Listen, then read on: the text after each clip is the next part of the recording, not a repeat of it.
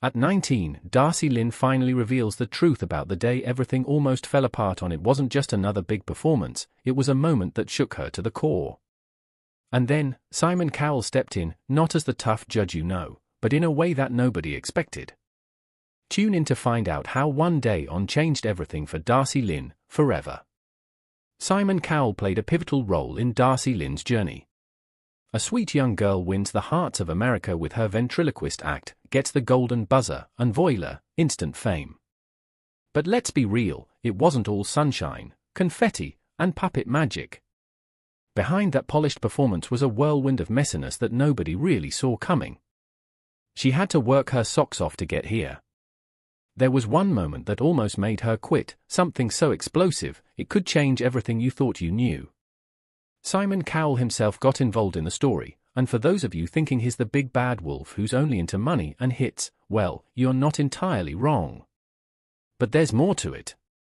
After she won, Simon's psycho music swooped her up like a kid grabbing the last cookie. One Direction, Little Mix, and now her? Simon had his next act ready, and she was his ticket to adding a bit more wholesome to his lineup. Let's face it, ventriloquism was a unique twist for the label. It worked for a while, she got a ton of opportunities, from working with top producers to appearing on shows. But let's not act like it was some dream gig where everything was perfect. Behind the scenes, things were hectic. All the polished appearances, perfect pitches, and puppet tricks. It took a lot of behind-the-curtain chaos, a lot of people telling her how to stand, what to say, and even how to smile at the right moment. Let's talk about her big golden buzzer moment. It was iconic, no doubt.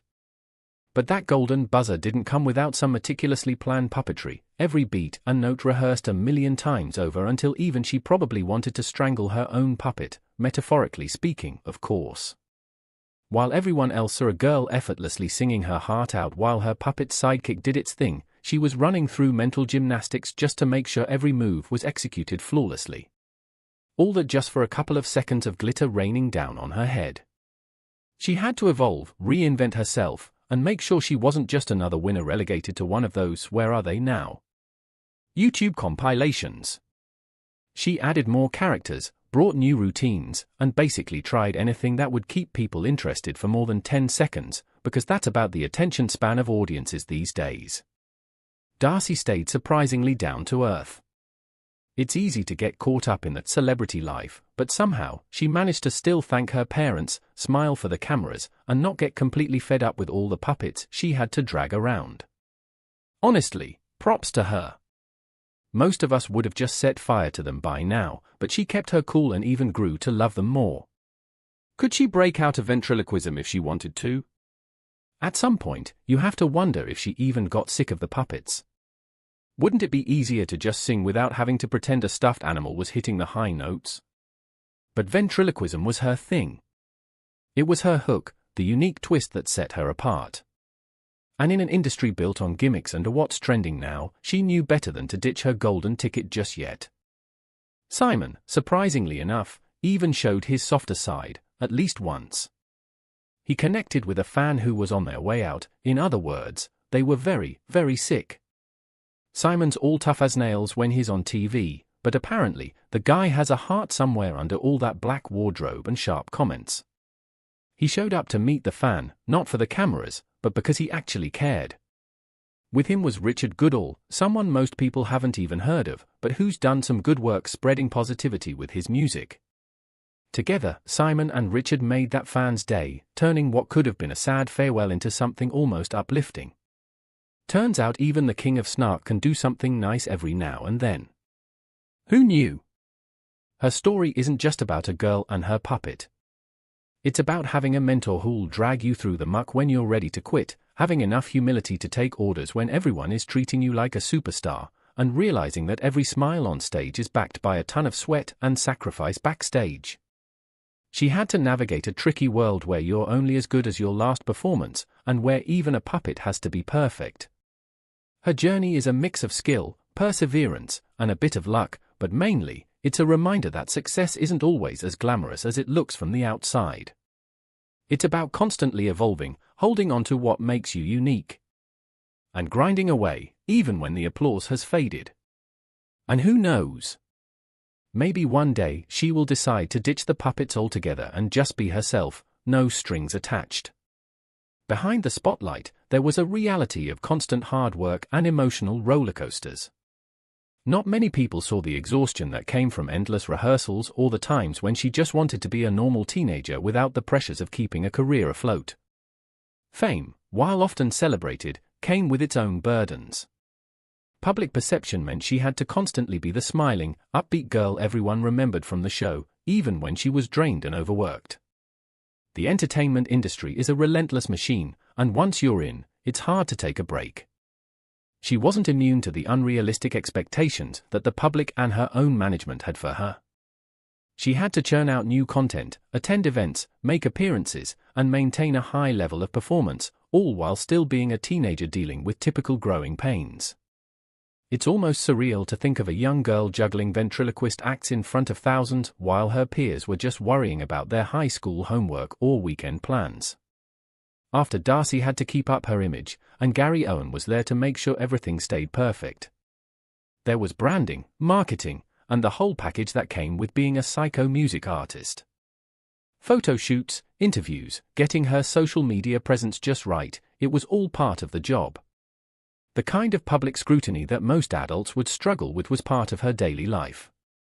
Everything she did was carefully curated to maintain her image, and Gary Owen was always there, watching over her shoulder, making sure she didn't slip. He wasn't just a mentor in ventriloquism, he was her handler in many ways, making sure she was marketable, polished, and perfect. But amidst all the stress, she found ways to keep her sanity intact. Her family played a huge role in keeping her grounded. Unlike many young stars who end up isolated, she kept her close family ties. Her mom was always by her side, not just as a manager but as a supportive presence. Whenever things got too overwhelming, she found solace in her family, who always reminded her of who she was outside of the showbiz whirlwind. They gave her the strength to keep going, even when the grind seemed endless. Her puppets, while sometimes a burden, were also a comfort. Each character was a part of her, a little piece of her creativity that she could control in a world where not much else seemed to be within her grasp. The humor she injected into her puppet shows was also a way for her to cope. It allowed her to channel her emotions, the good, the bad, and the frustrating, into something productive. Those puppets became her allies in a world that often demanded too much from her. Her tours across the country weren't without their own set of challenges. Performing night after night, constantly traveling, living out of suitcases, it was exhausting. The glamour of being on stage was often overshadowed by the mundane and tiring aspects of being on the road. Hours spent rehearsing, the nerves before each show, the pressure to be perfect, it was all part of the package. But the applause, the laughter, and the smiles from her audience were what kept her going. For those moments on stage, it was all worth it. And then there was Gary. He was tough on her, no doubt about it. His standards were high, and he didn't tolerate mediocrity. He would push her until she got it right, sometimes even when she was on the brink of exhaustion. But she knew he wanted the best for her. He had been there from the beginning, believing in her potential even when she doubted herself. It was Gary's constant belief that kept her from giving up.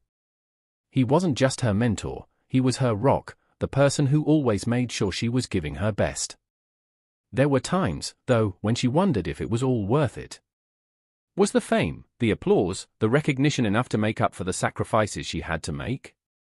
She missed out on so much of her teenage years, the sleepovers, the carefree weekends, the friendships that weren't built around her career. She had friends, but there was always a distance. They couldn't fully understand what her life was like, and she couldn't always join in on their normal activities. It was lonely at times, and she often felt like she was missing out on just being a regular teenager. But when she stepped on stage and saw the joy her performances brought to people, it all seemed worth it. Seeing the smiles on the faces of her audience, hearing the laughter as her puppets cracked jokes, feeling the energy of a crowd that was truly entertained, that was her reward. It was what kept her going through all the challenges. Those moments reminded her why she was doing this. It wasn't just for the fame or the money, it was for the connection she made with people, the joy she could bring into their lives. It's not just about being talented, it's about being willing to put in the work, to face the challenges head on, and to keep going even when things get tough. It's about having the right people by your side, those who will push you when you need it and hold you up when you feel like falling. Her journey has been far from easy, and there were plenty of moments when she could have walked away. But she didn't. She stayed, she fought, and she continued to grow. Her evolution as an entertainer is still ongoing.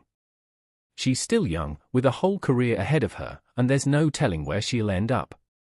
Whether she continues with ventriloquism or decides to branch out into something entirely new, one thing is certain, she will continue to captivate audiences with her talent, her dedication, and her ability to bring a little bit of magic into people's lives. And maybe, just maybe, one day she'll put down the puppets and step into the spotlight as just herself, no strings attached. Darcy was only 12 when she won 12. Just a kid, really. The kind of kid most of us were when we were still figuring out if we liked chocolate milk better than regular or stressing over spelling tests. But not her, she was out there winning over millions, puppeteering her way to stardom. And it all happened at an age when most of us were trying to understand how not to be awkward at school dances. Now, at 19, she's finally spilling some of the beans about what that crazy, bizarre, and let's be honest, probably kinda exhausting ride was really like. Winning a huge show at 12 is basically like being handed a congratulations. Now please keep doing amazing things or everyone's going to be disappointed in you award. Talk about heavy stuff. Everyone expected her to just keep upping her game. Make new puppets, do more jokes, sing better songs, just casually keep being superhuman, while also being a kid. Every time she hit that stage, it was like she had to prove she still deserved to be there, that she hadn't lost whatever magic got her the trophy in the first place. It's a lot to take on, and a lot of grown-ups couldn't handle it, but there she was, smiling away for all of us. Fame wasn't easy. Darcy had to juggle being a public figure and a regular kid, and it took a toll on her. Being famous means you don't get to do normal stuff. While most kids were busy worrying about who they'd sit with at lunch or what they'd wear to the school dance, she was probably jetting off to some big TV interview or rehearsal. No hanging out at the mall with friends or going to the school carnival. Instead, it's all about rehearsals, photo shoots, and making sure your puppet doesn't fall apart mid-show. Fame puts you in a bubble where you're kind of stuck between two worlds, the kid you're supposed to be and the celebrity everyone else thinks you are. And the biggest problem with that bubble? It's lonely. Because the people around you either don't get what you're going through, or they're just not there at all, busy with their normal lives. Growing up famous means having to learn to cope with all sorts of pressures that regular kids don't even have to think about. Imagine being 13 and wondering if you're already past your prime, or if your best days are behind you. Imagine trying to balance being a normal teenager with being a brand that people recognize. It's a recipe for burnout. For someone like her, staying sane probably meant taking a step back once in a while, focusing on things that weren't about winning awards or making headlines. It's a juggling act, that's for sure, trying to keep up with your mental health while also keeping up with public expectations. The shiny moments are what everyone remembers, the standing ovations, the big checks, the flashing lights, but what about all the parts that nobody sees? The anxiety, the self-doubt, the loneliness? Fame isn't some magic cure-all that makes life easy. In fact, it often makes everything harder. But despite all that, she's still here, figuring it out. And that's probably the most impressive thing about her, not the puppets, not the trophies, but the fact that she's managed to hold onto herself through it all. The real trick isn't making a puppet talk, it's making sure your own voice doesn't get lost in the process. That probably meant relying heavily on her family, because in a world where everyone sees you as an opportunity or an idol, the people who knew her before she was famous were the only ones who truly knew who she was. Her parents weren't just parents, they became managers, emotional anchors, and the people who kept her grounded when everything else felt like it was spinning out of control. Support systems, and the closest friends she had, that's a lot for any family to deal with. As much as they may have wanted her to succeed, they probably also wanted her to just be a kid sometimes. Striking that balance is incredibly difficult. Fame turns every family moment into a potential opportunity for branding. A family vacation? Suddenly, it's content for Instagram. A quiet dinner at home? It's interrupted by the need to rehearse for the next event. Fame isn't just about the individual, it pulls everyone around them into its orbit.